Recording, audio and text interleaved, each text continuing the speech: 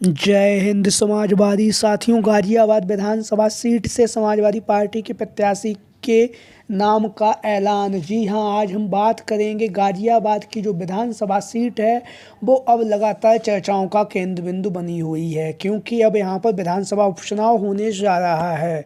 जहां पर आप सभी लोगों को पता है लोकसभा का चुनाव संपन्न हो चुका है। लोकसभा के चुनाव में अखिलेश यादव जी के द्वारा जो धुआंधार तरीके से जो प्रदर्शन किया गया है, उसके ही दम पर आज समाजवादी पार्टी देश की तीसरी सबसे बड़ी पार्टी बनकर उभरी है। और उसी के साथ ही साथ अब समाजवादी पार्टी के 37 सांसद सदन में दहाड़ रहे हैं। उनमें से स्वयं सपा मुखिया अखिलेश यादव जी ने भी अब उत्तर प्रदेश छोड़कर दिल्ली की राजनीति में अपनी धुरी कर ली है। वहीं पर अब उत्तर प्रदेश की राजनीति में उनके चाचा शिवपाल सिंह यादव जी ही अब विधानसभा में शेष बचे हैं। उसके साथ ही साथ जिस बार आप लोगों को पता है, इस बार जो लोकसभा का चुनाव हुआ था उसमें से समाजवादी पार्टी और भारतीय जनता पार्टी दोनों ने ही अपने विधायकों को सांसदी का टिकट दिया था। कुछ विधायकों को, उनमें से जो विधायक थे वो सांसद बन चुके हैं और कुछ विधायक ऐसे भी हैं जो चुनाव नहीं जीत सके लोकसभा का। उन्हीं में से एक जो सीट है गाजियाबाद की, जो विधानसभा सीट थी, जहां से भारतीय जनता पार्टी की तरफ से अतुल गर्ग चुनावी मैदान में उतरे हुए थे। गाजियाबाद की लोकसभा सीट से अतुल गर्ग चुनावी मैदान में उतरे हुए थे और उसके साथ ही साथ इससे पहले यह विधानसभा का चुनाव भी 2 बार यहां से जीत चुके हैं। लेकिन भारतीय जनता पार्टी के द्वारा इस बार के लोकसभा के चुनाव में अपने सिटिंग एमपी बीके सिंह का टिकट काट दिया गया, जो लगातार 2014 और 2019 में जीत हासिल की थी।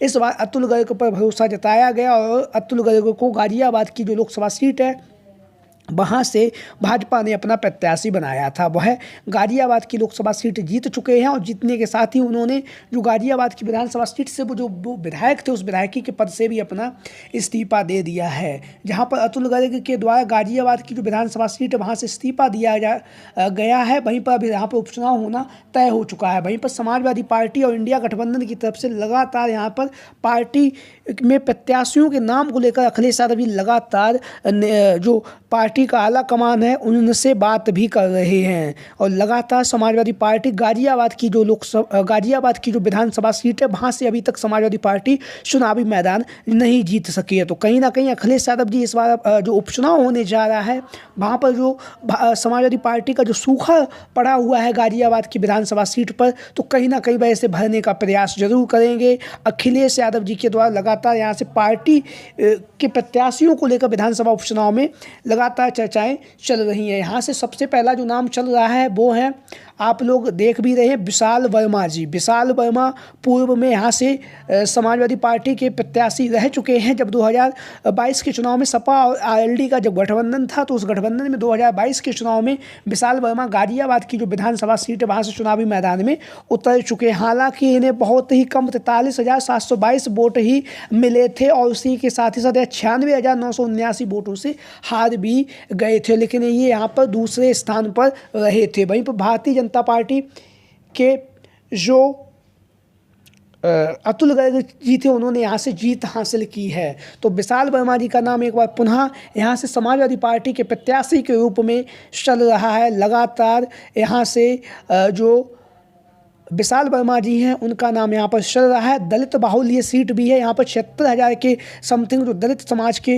लोग हैं वो आते हैं। तो विशाल वर्मा जी की जो दावेदारी है वो मजबूती के साथ जो गाजियाबाद की विधानसभा सीट है वहाँ से कर भी रहे हैं और लगातार वह गाजियाबाद की विधानसभा सीट से लगातार चुनाव प्रचार भी कर रहे हैं, लगातार लोगों से मिल भी रहे हैं और लगातार समाजवादी पार्टी को मजबूती के साथ गाजियाबाद की जो विधानसभा सीट है वहाँ से चुनावी में मजबूती भी प्रदान कर रहे हैं और उसके साथ ही साथ मजबूती के साथ अपनी दावेदारी भी पेश कर रहे हैं। गाजियाबाद की विधानसभा सीट से विशाल वर्मा जी पूर्व में समाजवादी पार्टी के प्रत्याशी भी रह चुके हैं, जो आप लोग इन तस्वीरों के माध्यम से देख भी रहे हैं। तो लगातार विशाल वर्मा जी का नाम यहाँ से चल रहा है समाजवादी पार्टी की तरफ से। वहीं पर बात करेंगे इंडिया गठबंधन की तरफ से, जो यहाँ से कांग्रेस पार्टी की तरफ से जो उम्मीदवार रह चुकी हैं, डॉली डॉली शर्मा जी 2024 का जो लोकसभा का चुनाव था उसमें इंडिया गठबंधन और कांग्रेस की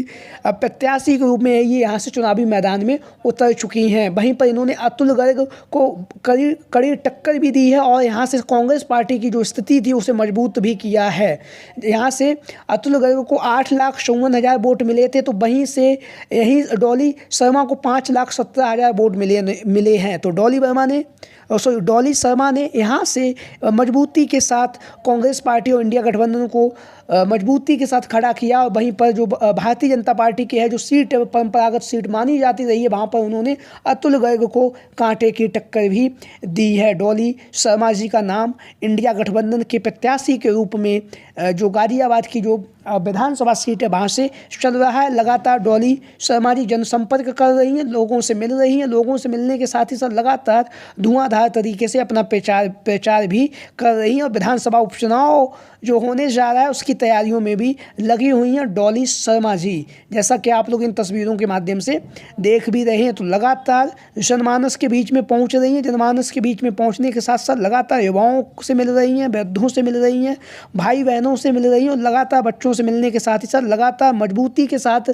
डॉली शर्मा यहाँ से विधानसभा उपचुनाव में इंडिया गठबंधन के प्रत्याशी के रूप में अपनी दावेदारी पेश कर रही हैं गाजियाबाद की विधानसभा सीट से डॉली शर्मा जी, जैसा कि आप लोग इन तस्वीरों के माध्यम से देख भी रहे हैं। वहीं पर यहाँ पर कांग्रेस पार्टी की तरफ से एक अन्य जो दावेदार हैं सुशांत गोयल जी, सुरेंद्र गोयल के लड़के हैं सुशांत गोयल जी, यह इनका नाम भी इंडिया गठबंधन और कांग्रेस के प्रत्याशी के रूप में ये भी अपनी मजबूती के साथ दावेदारी कर रहे हैं। सुशांत गोयल जी पूर्व में है कांग्रेस की तरफ से यहाँ चुनावी मैदान में उतर भी चुके हैं गाजियाबाद की जो विधानसभा सीट है वहाँ से।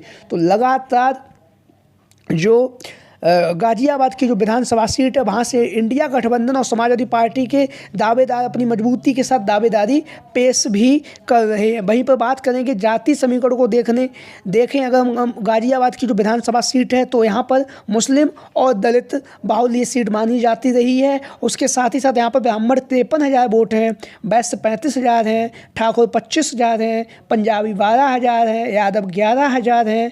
दलित समाज का जो सबसे ज़्यादा वोट बैंक यहाँ पर है वो 76,000 है और मुस्लिम समाज का जो वोट बैंक है वो 33,000 वोट बैंक है यहाँ पर गाजियाबाद की जो विधानसभा सीट है वहाँ पर। तो कहीं ना कहीं दलित और मुस्लिम बाहुल ये सीट है और ये ही दलित और मुस्लिम जो समाज के लोग हैं उसके साथ ही साथ यहाँ के जो यादव मतदाता वो कहीं ना कहीं यहाँ से प्रत्याशी के जिताने में महत्वपूर्ण भूमिका भी निभाते हैं। तो आप लोगों की क्या राय है गाजियाबाद की विधानसभा सीट से इन संभावित उम्मीदवारों के बारे में आप लोगों की क्या राय है?